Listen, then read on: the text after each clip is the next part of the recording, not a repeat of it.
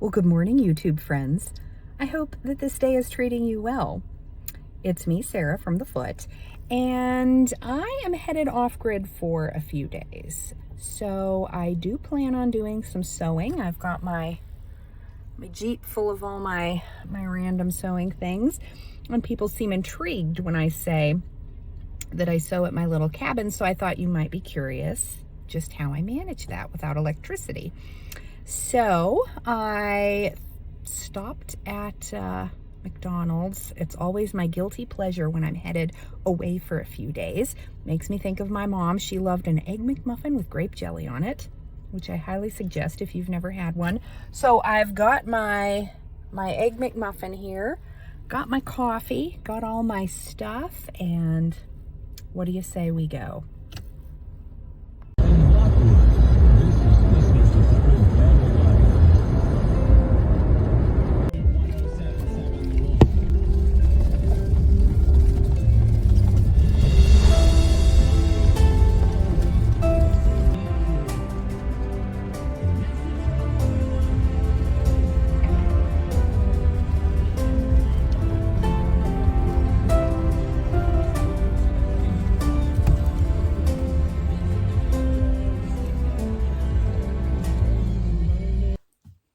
Hello there, friends.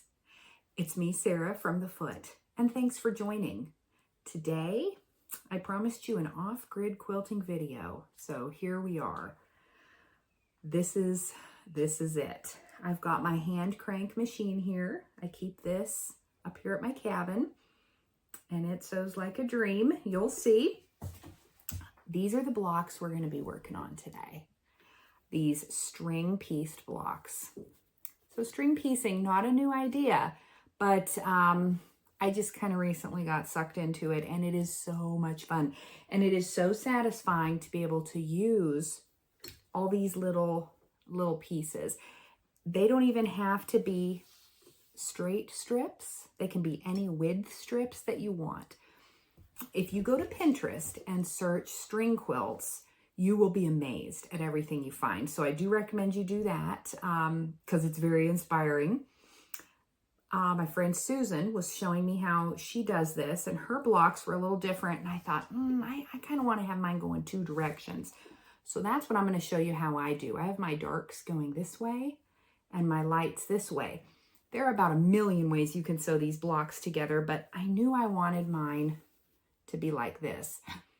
And I'm just really excited to see how this comes together. And it's the perfect project to work on up here because I don't have to be super exact. In fact, funny thing, but I forgot to bring a little foot with me or another 1/4 inch foot for my machine.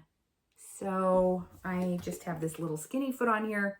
It's fine. It's close to a 1/4 inch seam allowance is good enough for these blocks. The foundation that I'm using patty papers. They're hamburger patty papers.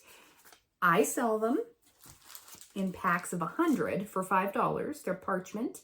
They're already cut to size at 5.5 inches, which I just think is a nice size. You can buy these on Amazon, and you can get them in many, many sizes, even rectangles, which can be really neat, but you can find them. If you buy them from Amazon or a food warehouse or something like that, be sure you're not getting waxed paper ones, because I think that might get funny when you go to iron it. So these are parchment. I would be sure you're getting parchment and not waxed paper. As far as that goes, you can cut your own papers, and they can be any size. You can do 6 inch, 10 inch, anything that you want, and you can use any paper that you want. I would avoid things like a newspaper that's printed on or a phone book, only because I don't want that ink smearing on my stuff, but there's plenty of things you could find around to use. So this is just an idea. You could even use a fabric foundation. These patty papers are so great because they pull off so easily. They just pop right off, and it's not a big deal. I find that I'll make a stack of blocks.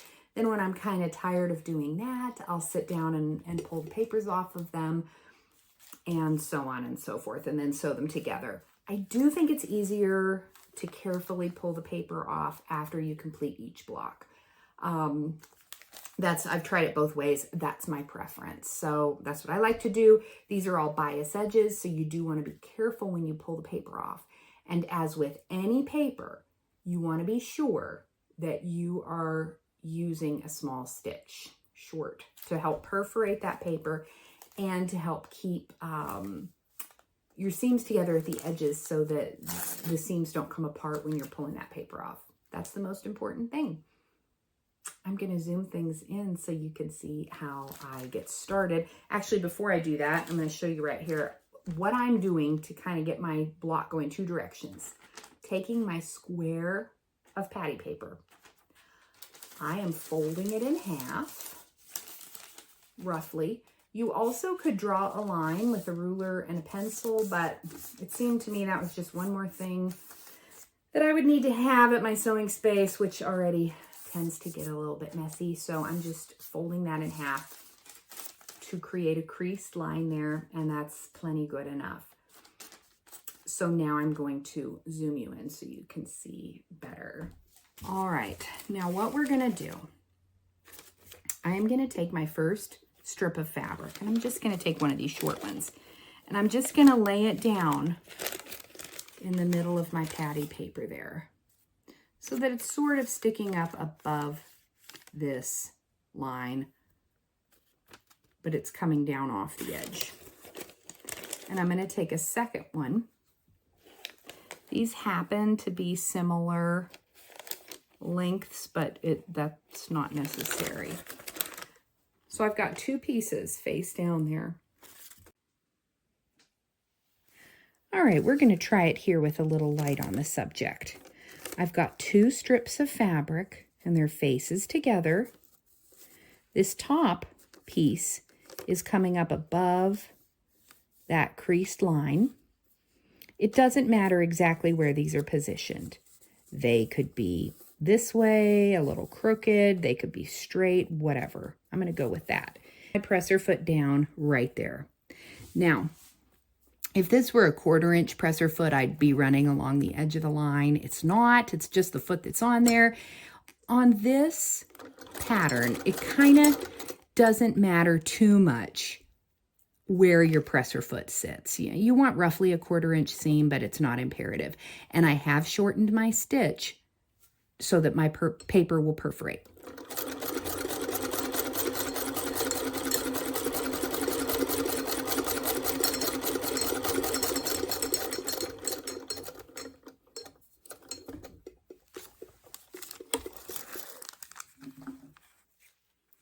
Going to trim,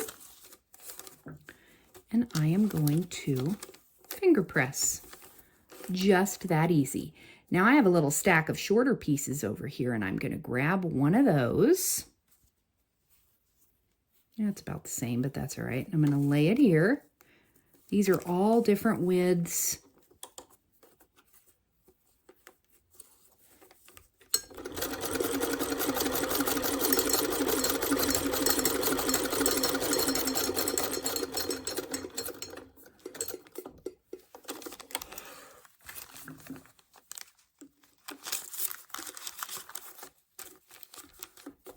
And there we go. I'm just going to continue in this manner. Now I just have a little piece here. I think that piece will just fit. So lay it on there.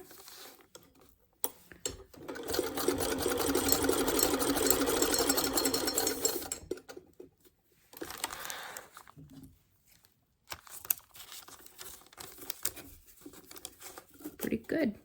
Now I'm going to turn this way and finish going this direction. Something I didn't think about when I was thinking, oh, this will be fun to make an off-grid sewing video was, I don't really know how I can do my hair. So I look a little rough, but hey, it's the real me. And B, the lighting. Lighting is tricky. We're just figuring it out. But what I want to show you now is where we're at. So I'm going to just bring this down.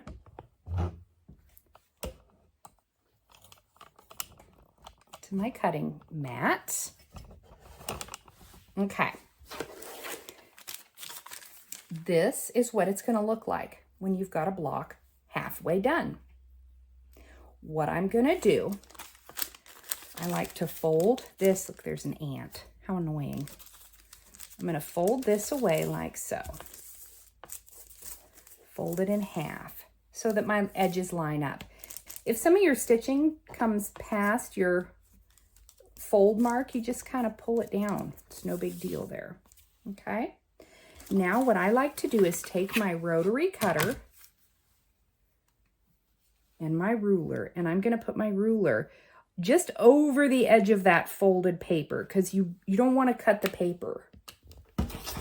And just cut that off. And that gives us a nice smooth edge. Because now we're going to put our lights down. And I'm going to start with a light strip and lay it down here. And if I had left all that dark fabric hanging over, it would shadow through.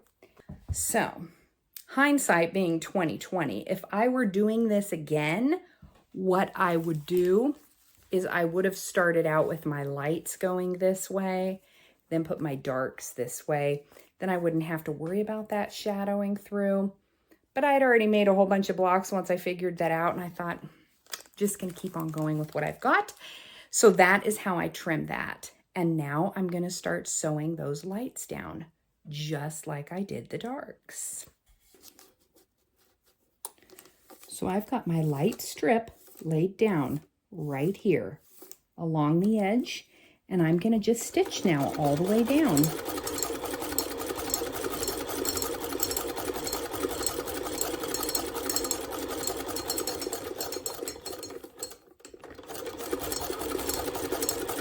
I just love using this hand crank machine. It doesn't bother me a bit that it takes a little bit longer to do a long seam. I don't know, it's just so satisfying to me. And what a beautiful stitch it makes. Flip this back like so.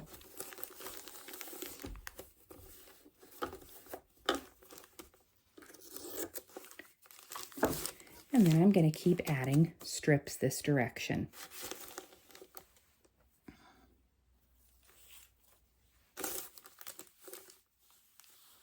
Put another one on.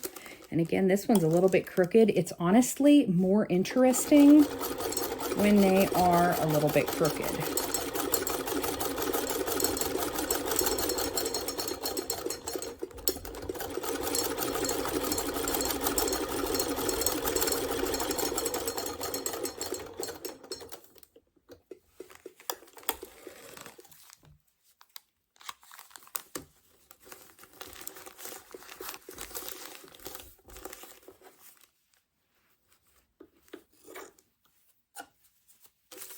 Yep, that'll fit. It is so much fun to use all these little pieces. You know, I've never been one to save all of my strings. Some people call them strings, you know, all your uneven strips or little strips. I mean, if the strips were a certain size, I would save them, like 2.5 or 1.5. But some caught there. Sometimes it gets a little funny. Flip her down. And now we're going to put one more little piece there. And I think that one will just fit. So much fun to be able to use those little pieces.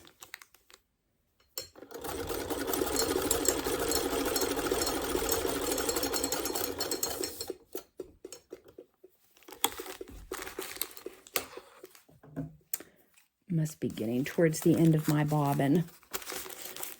At some point, I'll show you how to wind a bobbin on here. It's so mesmerizing to watch. Okay, and yahoo, there's my block. I'm going to give this a press with the iron. And then I'm going to show you, we're going to spin back around. I'll show you how I trim it. All right, so when my block is done, I'm going to flip it over. And I am just going to use my rotary cutter and ruler. And I am going to trim this right to the paper. It's a little bit hard to see because the paper is kind of translucent, so it's probably not picking up. But that's what I'm doing, is just lining the edge of my ruler with the edge of the paper and cutting. If I were using a fabric foundation, I'd be doing the same thing. Of course, a fabric foundation, you're not going to pull it off. You're going to leave it on.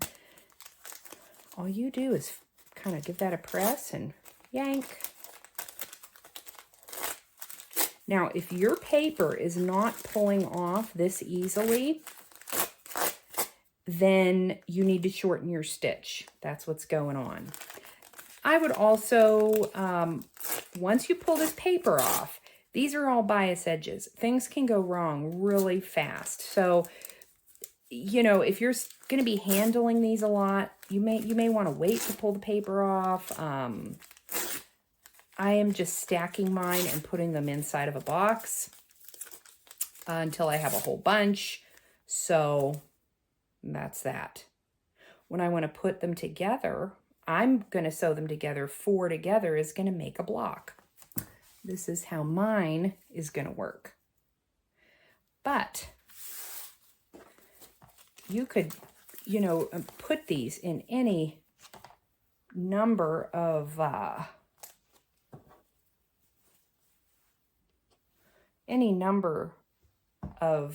orientations to get all sorts of fun things. So that is all there is to string piecing a quilt block.